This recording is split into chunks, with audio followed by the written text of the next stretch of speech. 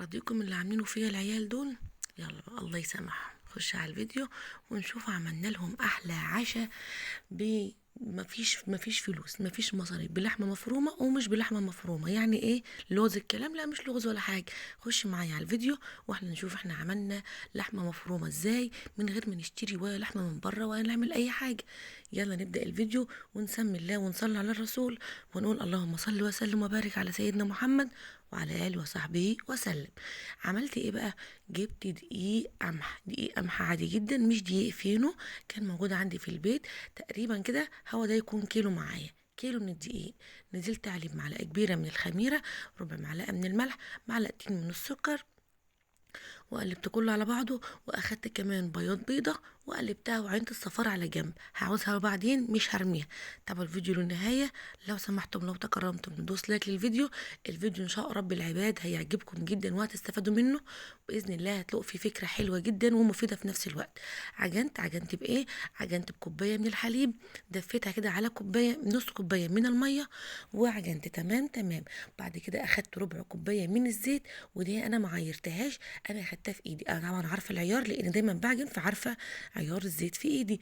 هنا معايا ربع كوبايه من الزيت، كمان معلقه من السمنه عشان تطري معايا العجينه، والعجينه تكون متظبطه تمام تمام تمام. ندوس لايك ونصلي على رسول الله. اللهم صل وسلم وبارك على سيدنا محمد وعلى اله وصحبه وسلم. بشكر كل مشترك جديد وكل تعليق محترم بيجيني.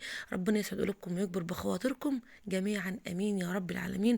وبحق هذه الايام المفترجه الجميله المباركة الرخيصة اللي كلها ما شاء الله تبارك الرحمن، تفاؤل كده وأمل، ودايما نتفائل ويبقى عندنا أمل في الله كبير.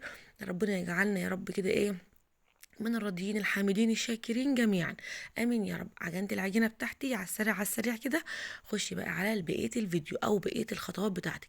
معايا هنا 2 قنص بط، ومعايا ربع صدر بط. يعني كان عندي بطيتين كده حلوين، اخدت ربع صدر وعينته في الفريزر، واخدت القنص بتاعه وعينته على جنب. هنا هبدا اعمل معاكم حته لحمه مفرومه، انا جربتها في كام وصفه وكانت النتيجه مبهره وهايله. لا تقولي لي لحمه مفرومه ولا تقولي لي اي حاجه في الدنيا. هنا قطعت القنص، بس انتوا بقى ما تعملوش نفس عملتي دي. انا هنا لما قطعتها بصراحه ما فرمتش معايا، انا كنت فاصله الفيديو. طلعتها تاني وقطعتها صغير شويه كمان وحطها في الكبه عشان تتفرم معايا بسهوله، ما تبوظش معايا الكبه بتاعتي. حطيت كمان معايا 2 القلب اللي كنت عينهم معاهم، وادي صدر البط ربع واحد منها. عملت لهم احلى وليمه فطاير باللحمه المفرومه اللي ما كلفتنيش حاجه. طب انا ما عنديش بط، لو عندك صدر فرخه يمشي الحال. المهم الجوده بالموجوده، يعني ادي حالك كده على قد الموجود. انا لو ما عنديش بط اكيد انا مش هروح اشتري بط عشان اعمل لحمه مفرومه. طب ما انا اشتري لحمه مفرومه واشتري دماغي من الموضوع، ما عادش حاجه رخيصه. بس زي ما انتم عارفين او المتابعين عارفين كويس قوي ان انا ببقى مربيه الحاجه دي وما برميهاش. بتحطي هنا كمان معاكي ايه؟ بحط قطعه مني اللي هي دايما بتكون موجوده عندي. القطعه ديت يعني بتاع 50 جرام تقريبا، مش هكتر عن كده. كمان تديني نكهه وبتديني طعم وبتديني تست ممتاز يعني. لان هنا انا مش حاطه دهون خالص معايا في اللحمه اللي انا فرماها دي، مش عايزه يكون فيها دهون. فبالتالي ضفت عليها قطعه من اللي عقليه اللي هي دي بتبقى موجوده عندي. بجيب الكيلو بيكفيني اكتر، يجي سنه بالظبط كمان.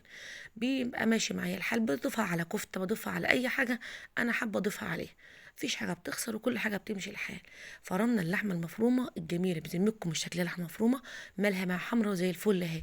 هنا حطيت بقى معايا البصل، افرمه فرم ناعم شويه، وانزل بقى بالفلفل. وكان معايا كمان نص جزره اختياريه، اللي عايز يحط يحط واللي مش عايز ما يحطش. بصراحه هي بتبقى مسكره الاكله كده وبتديني ايه، طعم وتست حلو قوي. يعني لما ضفتها في عصاج او اي حاجه بضيفها فيها الجزره صراحه بتفرق جدا على فكره وبتدي طعم حلو قوي. المهم عايزه بقى تحطي فلفل سبايسي، فلفل عادي براحتك، برضو الحاجات دي كلها على حسب ما انت عايز. انا هنا اخدت الفكره من كام حاجه وكمان ضفت عليها اضافات من عندي. الفلفل بقى اللي عندك بقى هنا ايه، انا الاصفر ده كان عندي كده ربع سبايسي كده حطيته عشان يطعم الاكله وما يبقاش مؤذيه لولادي. لما يكون في اطفال بيبقوا يعني ما بيحبوش الاكل الحراق. لحد دلوقتي دوست لايك ما دوستيش لايك؟ طب بذمتك اللحمه المفرومه اللي انا عملتها لك دي مش تستاهل 1000 لايك؟ طب بلاش 1000 يا ستي، خليهم 50 لايك بس. ربنا يسعدكم ويكبر وخاطركم يا رب، واشوف كل القنوات اللي معايا احسن مني، واشوفهم دايما في تقدم وفي نجاح، لان احنا بنموت حرفيا في تصوير القناه، في تصوير اي فيديو بننزله. مش بالسهوله اللي انتوا بتبقوا شايفينها دي، والله العظيم ابدا. احنا بنتعب قد ايه في التصوير عشان نطلع لكم فكره ممكن يكون عندك حاجه زي دي وانت اصلا ما جاتش على بالك، انا بضيف عليكي فكره، ولو عندك يا ستي الفكره في غيرك اكيد ما استفادش منها. المهم انا فرمت بقى البصل بالفلفل بالجزر بتاعي، فرم ناعم، مش اللي هو ناعم قوي بس ناعم برضو مش خشن يعني. تمام تمام. انا بحب انزل كل حاجه، ما بسيبش حاجه من ايدي. طب ليه؟ هو كده الحاجه ما عادش رخيصه ان انا اهملها، وحتى لو رخيصه دي حاجه يعني انا باخدها من مبدأ ان دي حرام. نزلي يعني يعني استفادي بالشيء ده هوت، او ما تهمليش الاكل بتاعك. دي نعمه ربنا مديها لنا لازم نحافظ عليها، علشان ما تزولش اكتر ما هي زايله. الحمد لله على كل حال يا رب. امين يا رب. المهم معلقه زيت معايا او معلقتين زيت، ما بحبش اكتر دهون في اكلي على فكره. ونزلت ادبل بس التعصيج بتاعي اللي هو البصل والفلفل، احس انها دبلت معايا علشان ما تقرقش معاكي في الاكل. وبعدين بحط عليها نص معلقه كزبره، بتديكي ريحه حلوه جدا وانتي بتدبلي البصله. انا بضيف الكزبره على على اي يعني تحمير بصل او تتبيل بصل، يعني بيفرق معايا. ربع معلقه من الفلفل الاسود. مبدئيا هنمشي بكده. تمام. اللحمه ديت والله العظيم جوزي كان بره وما كانش يعرف اصلا انا بعمل ايه، فلما جه فبقول لي جبتي منين اللحمه المفرومه دي وانت مش عندك؟ فطبعا لما اتفرج على الفيديو ولما انا بصورته، طبعا انا لازم بفرجه على كل فيديوهاتي قبل ما بنزلها. بيبقى برضو في ملحوظات، في حاجات ممكن تفوتني في حاجه. وساعات كده يعني ايه برضو بيبقى معترض على حاجات، بقى طبعا بلغيها تماما يعني. المهم نزلت بقى باللحمه المفرومه بتاعتي، اللحمه الجميله دي جدا جدا ومغذيه جدا في نفس الوقت. في اطفال ما بيحبوش البط على فكره، وفي كبار كمان ما بيحبوش البط. انت ممكن بقى تضيفي لهم البط بالطريقه دي، تفرميه وتعملي لهم بقى عصاج، وممكن يطلع منه كمان كفته. ضيفي بس منه قطعه من الدهن لو عندك، او ليا زي ما انا عملت. لو ما عندكيش يبقى معلقتين سمنه كده، والدنيا تمشي معاكي تمام مع البصل مع الفلفل، والدنيا تبقى تمام خالص. المهم ان احنا يعني ايه، نكون مش هقولكم زي كل مرة مبتكرين ومخترعين، لا نكون كده مدبرات، يعني ستات مدبرات شاطرات، ربنا يكرمنا ويصلح أحوالنا جميعا يا رب العالمين. المهم بقلب بقى بتك كده بالمعلقة جامد، لأن طبعا لحمة البط بتكون ناعمة شوية، وكمان أنا كمان فرمتها جدا. يعني أنا بفرم، ابني كان بيفرم معايا فبدأ يتكلم معايا وبدأ يلبخني، فبتك وأنا مش مركزة فرمتها قوي. المهم العجينة معايا هنا خمرت.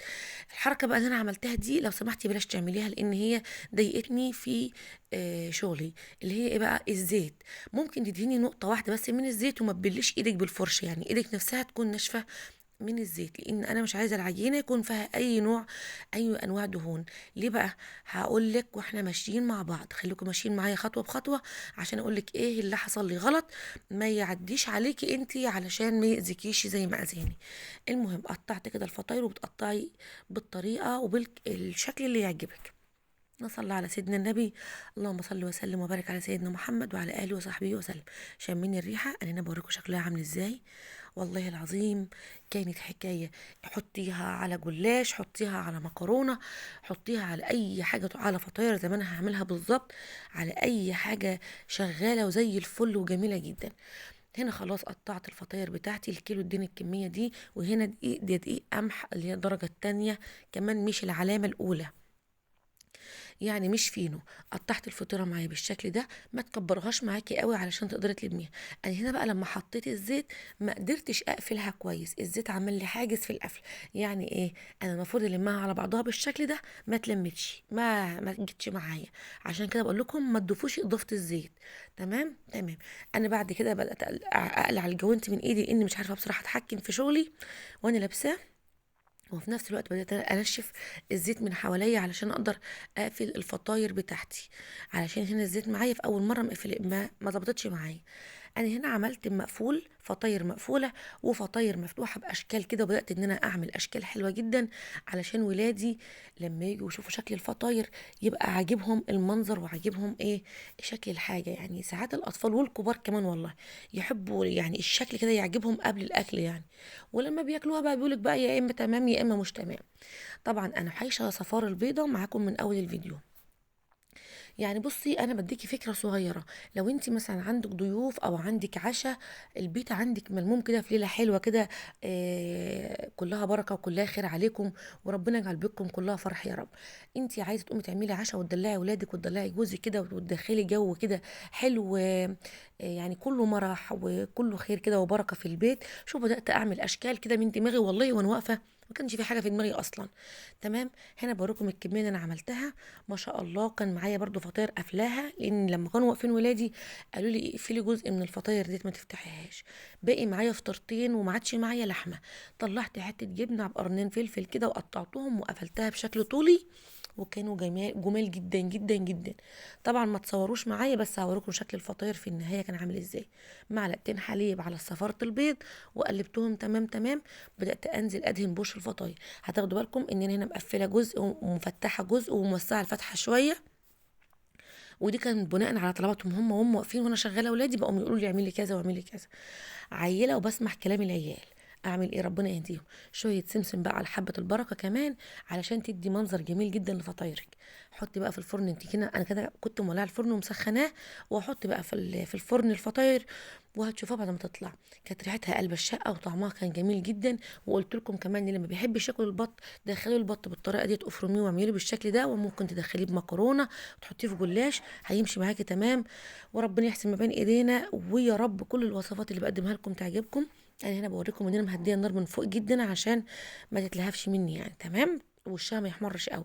طبعا كل شويه هتلف معاك الصينيه عشان تاخد معاك كلها لون. شوفوا شكلها عامله ازاي، المقفوله بقى والمفتوحه شويه والمش عارفه ايه.